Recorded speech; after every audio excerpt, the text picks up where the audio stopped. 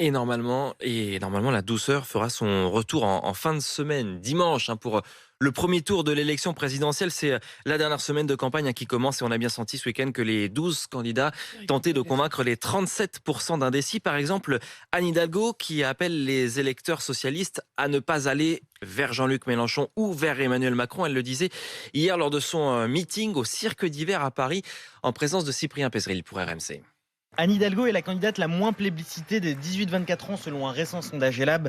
Le PS, longtemps parti favori des jeunes, ne l'est plus.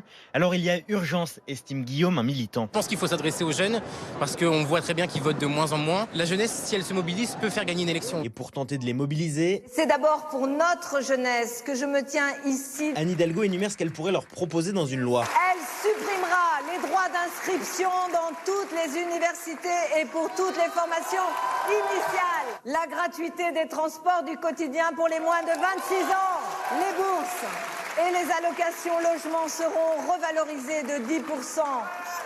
De quoi séduire les quelques jeunes militants déjà acquis à sa cause, comme Emma et Florent. Pour une fois, c'est une candidate qui met les jeunes en valeur et qui écoute leurs besoins. Pendant la crise, on a vu encore plus qu'avant le fait qu'il y avait énormément de jeunes qui n'avaient pas les moyens de subvenir même à leurs besoins de base. Et donc ça, c'est les mesures qui permettent de répondre à ce besoin absolument immédiat. La candidate espère ainsi mobiliser les jeunes abstentionnistes.